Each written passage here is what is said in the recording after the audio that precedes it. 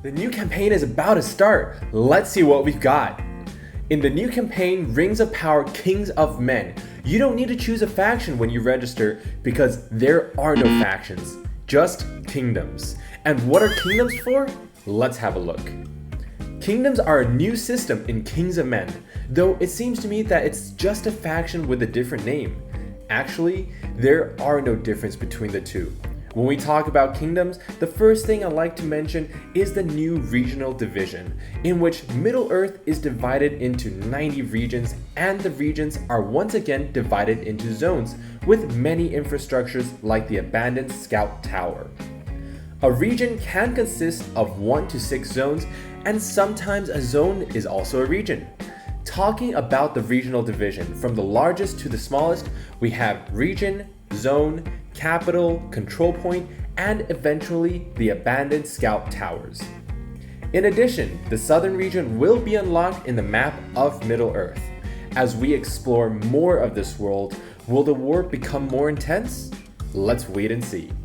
The campaign focuses on 8 countries established by 8 players whose goal is to make their kingdom the most powerful among all, expanding their kingdom territories and ultimately seizing the territories from the rest of the players.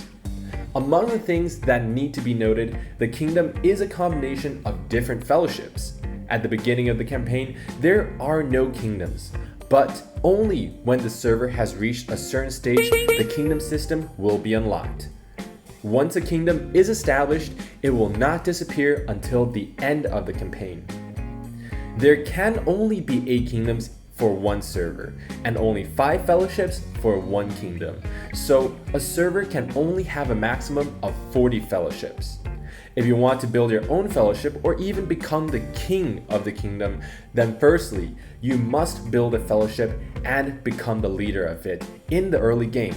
When the system is open, you need to lead a fellowship to occupy one of the 8 capitals and click Establish a Kingdom in the fellowship page during the valid period. After that, you can write the name and choose a kingdom banner, which will be a 24-hour notice for the whole server. If the capital is still occupied by the fellowship after 24 hours, your kingdom will be successfully established. And about the capital, this campaign has 8 capitals and also 8 rings to represent each kingdom. These 8 capitals are Anuminus, Orthanc, Dol Amroth, Osgiliath, Mat Ortok, Kinland, Umber, and Heredab. Heredabad is the capital of the new southern region on the map, the center of Harad and the adjacent regions, as well as the crossroad of various desert tribal cultures. Occupying a capital is necessary for establishing a kingdom. After establishing a kingdom, you can get a kingdom ring. Besides, the player of the kingdom can also get 2 types of skills, passive skills and active skills. Passive skills are for kingdom protection. Players have the abilities of relocation, faster movement speed, quick march, and kingdom protection in the regions that are fully controlled by the kingdom. Region control are so that all members' personal ability point limit have a +1 for each ring of power. All members' personal ability point limit has a +5 when occupying Dol Guldur. Yeah, each kingdom can have more than 1 kingdom ring. With active skills, you can get continuous buffer for 12 hours, but it has a 48-hour cooldown. If you get 1 more kingdom ring, it will reduce the cooldown time by 2 hours. Now back to the skills.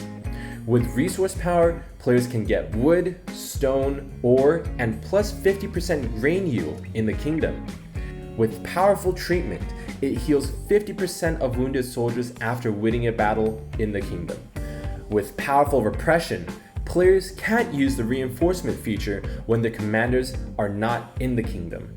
It is a terrible skill that prevents the commanders from reinforcing their armies, which also slows down the enemy's speeds to seize your kingdom's land.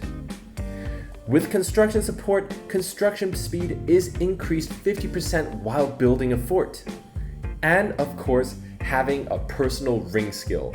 You can use ring power to do a lot, such as forcing a mob to join you, converting a certain amount of stone into gold, increasing the marching range of a fort by 70 tiles, or increasing the speed of an army traveling to a fort.